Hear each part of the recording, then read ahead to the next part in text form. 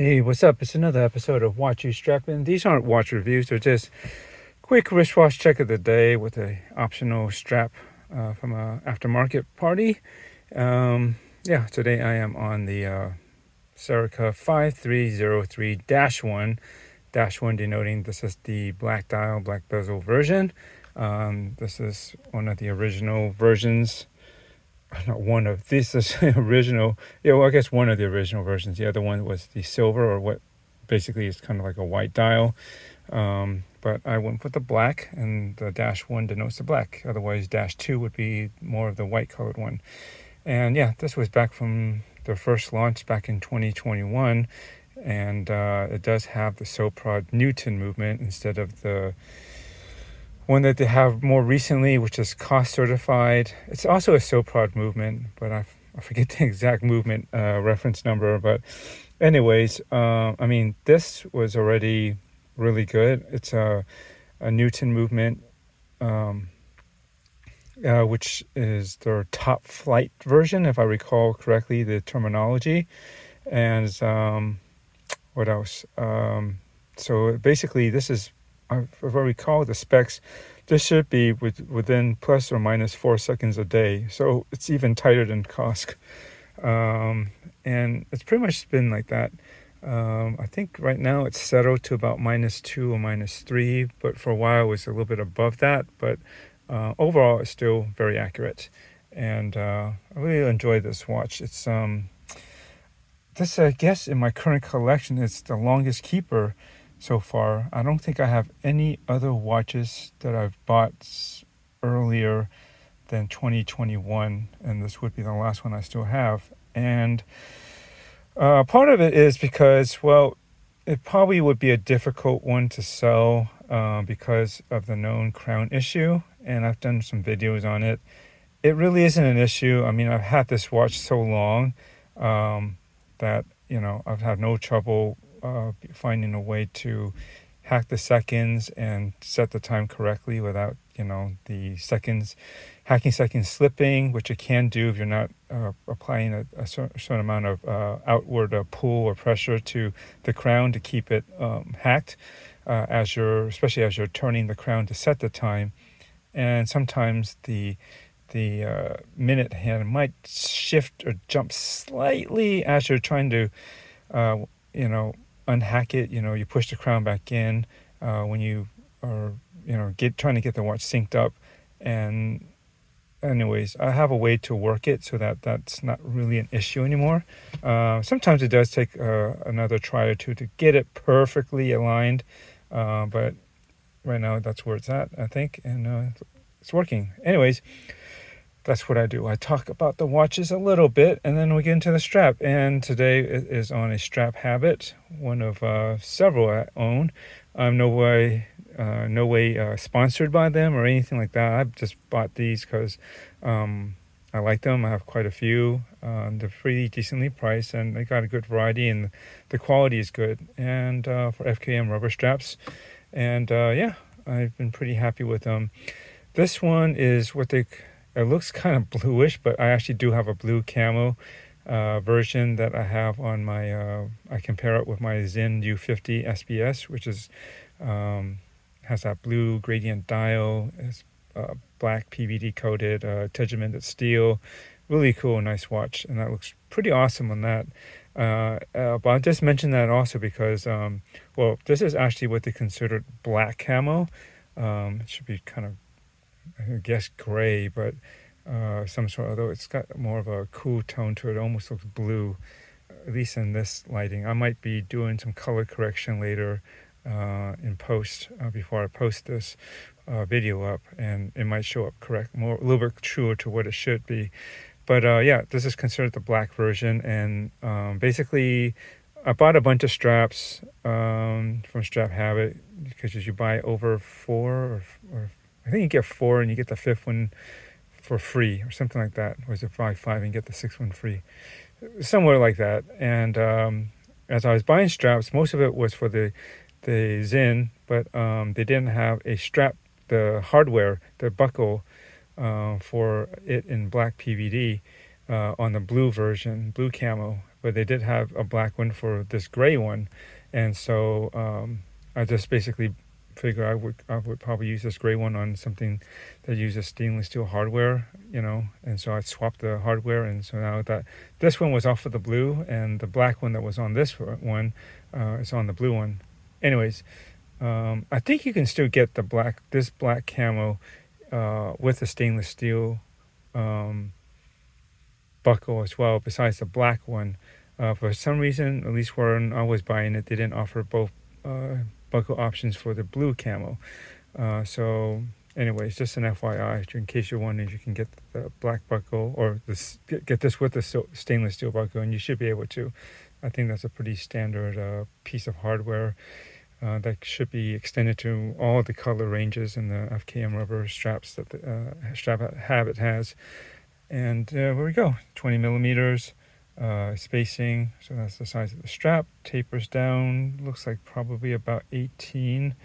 It's very comfortable. I love FKM rubber just because it's just very durable, but soft, and it's not a lint magnet, unlike silicone straps. Those are terrible. They're just overly soft. They are comfortable, but I think they're a little too soft. They lack structure, but more importantly, they have that funky texture that's really a lint magnet. So much dust and lint sticks to it and the only way you can really clear those off is if you have some kind of wet cloth or like lick your fingers and try to wipe it off.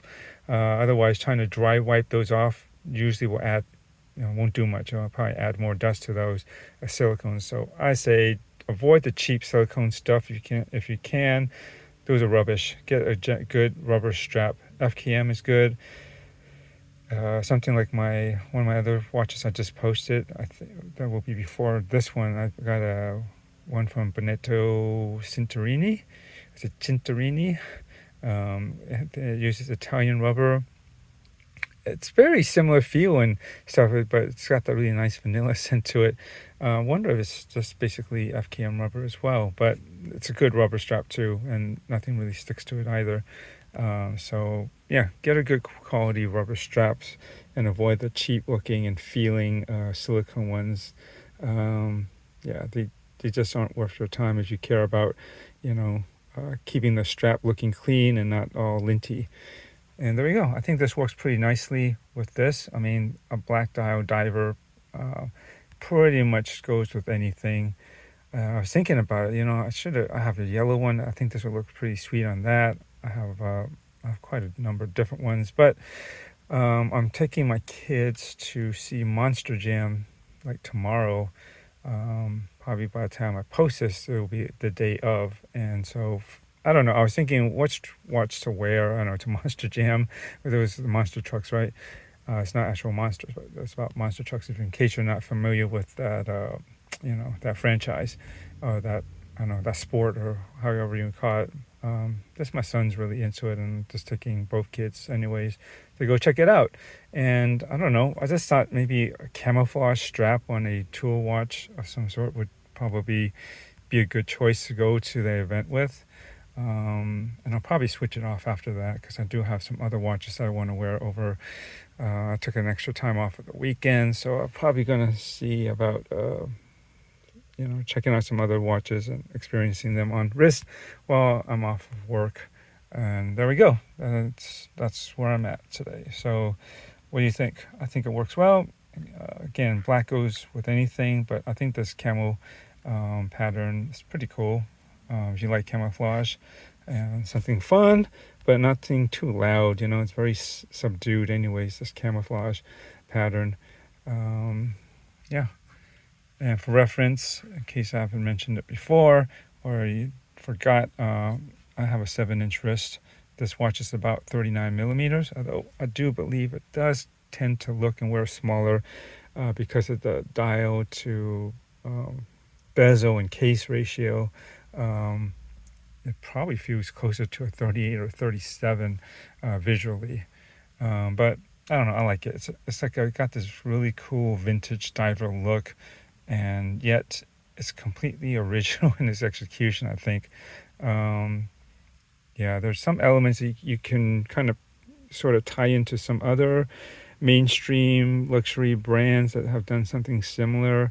But if you really look closely at it and in combination with everything, it's really its own thing. And that's what I really love about this particular watch, is that it's kind of an homage, but it's one of those, that category or that space of homage watches where it's not such a direct derivative of an existing design or even a past design.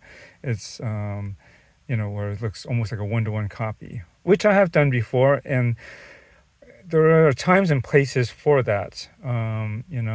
It depends on where you are on your watch journey, or maybe just who you are. Maybe if you're really accepting and you just like the style, but you don't want to spend the crazy money or worry about true vintage, for example, go get a nice homage watch, save that money, experience it. And from my experience from doing that, I would say that either it'll hold you over until you're ready to get the real deal.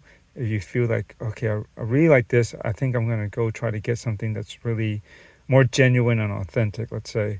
Or it might just scratch that itch enough, and then you just kind of get bored or just feel like, okay, I think even though it's not the real deal, I've done that style, and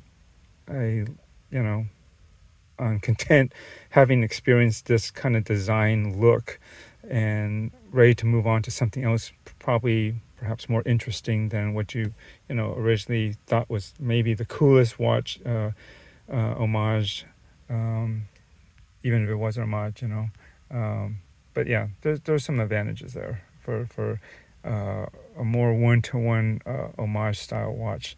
But I don't know, everybody's on a different journey. I don't judge, and I think everyone should be open to experience and like what they like, right? Don't like gatekeepers, don't like haters, don't like trolls that just try to shut out and maybe even ridicule people for their watch choices. I mean, come on, everybody has their own thing, and you should keep it positive, and it's a learning experience, either you'll grow out of that stuff and you evolve, and I think most of us will do that at some point if you've been in this long enough.